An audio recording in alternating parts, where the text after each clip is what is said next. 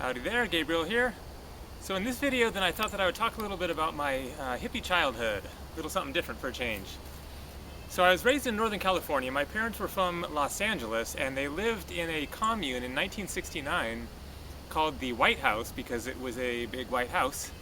So it was a house full of hippies, you know, smoking lots of pot and making lots of music and having a good time. But my dad had this vision to get out of Southern California.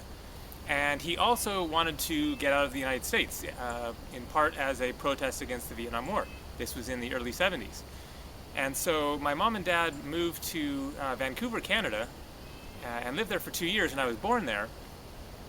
Finally, they moved back because of a combination of the weather and missing family and whatnot. So they moved back to Los Angeles, but my dad still wanted to get out of Los Angeles again. And so we ended up moving up to Northern California, to a little town called Willits, which is in Mendocino County, a little bit south of the Redwoods, about 3 hours north of San Francisco. And we bought some land, a raw piece of land, or not we, I was 5. My parents bought some land, 40 acres of land out a dirt road about 5 miles outside of town. And no structures on it whatsoever. The area had been logged a couple decades before, maybe in the 50s or something. And then so it was a logging road, and then they parceled it out and sold it to a bunch of hippies.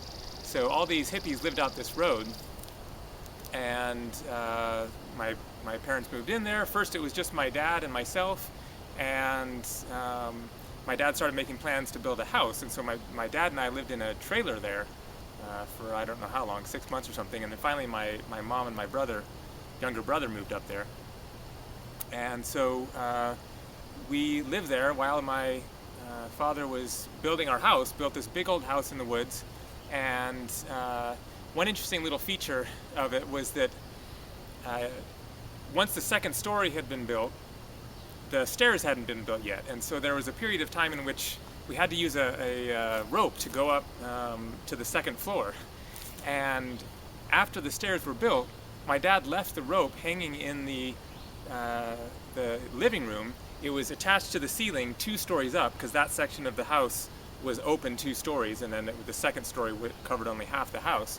And so it was this very tall ceiling. So he left the rope hanging there because my brother and I had become accustomed to playing with it. And so throughout our childhood we had a rope swing in our living room that we would swing back and forth with, and we learned to climb up it, and we'd make stacks of pillows and swing, and then jump into the pile of pillows and stuff. So interesting little arrangement there. So we had 40 acres of woods, not unlike this here. I'm in a little bit different spot. This is in Jasper National Park, Canada. I'm making use of my Canadian birth because I have citizenship, and so I'm working up in Jasper National Park. So we had 40 acres to roam and play and get lost and play tag and hide and seek and ride our bicycles and everything. It was a pretty idyllic situation. Lots of fun to be had. One of the things that I tell in my book, Following My Thumb, A Decade of Unabashed Wanderlust, the introduction to the book actually, is how I started hitchhiking. And because we lived out in the middle of the woods, up this dirt road, the bus drove out a paved road about 4 miles and then dropped us off at the bottom of this dirt road, and then it was about 1.5 miles up to our house. So sometimes I would get rides with my mom or dad, but oftentimes it was just me by myself. My brother had to take a different bus, and then I would have to walk this 1.5 miles by myself, which when you're 6, 7, 8, 9 years old, that's a pretty damn long walk. So eventually I came up with the idea of just sitting by the side of the road and waiting for neighbors to come by, sticking out my thumb and hitching a ride. So that was how my hitchhiking adventures began at the age of 8 or so. So other than that, there was, firewood to be cut. We had a wood burning stove. We didn't have a television. We had a VCR and TV in order to watch movies, but in order to do so, then there was a generator that had to be turned on, because all of the electrical in our house was 12 volt except for our TV. It ran on 110, and so we had to have a generator to power that up. And so we would have to go on like a 5-minute walk in order to turn on the generator. We'd put it away from the house so that we didn't have to listen to it. My parents both worked in the hospital. My mom was a nurse and my dad worked in the laboratory as a laboratory technician.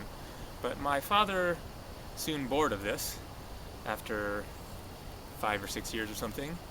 And what most people were doing up there was growing pot. You know, not surprisingly, this is part of the Emerald Triangle.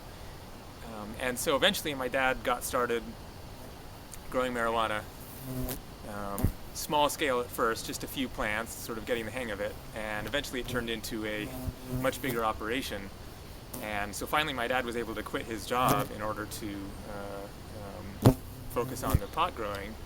We actually came into a fair amount of money, to the extent that we were like taking ski trips to Colorado every year and doing a lot better. So that was quite a change from the early part of my childhood, when I remember having almost no clothes, you know, not much food in the fridge at certain times. I think because my dad was putting a lot of money into building this house. So finally when I was 15, then my parents divorced and I moved down to the Bay Area with my dad. And that was a whole big culture shock, going from the woods of Northern California to the city of Oakland. So that's just a little look at my hippie childhood in the woods. Thanks a lot for watching. Take care.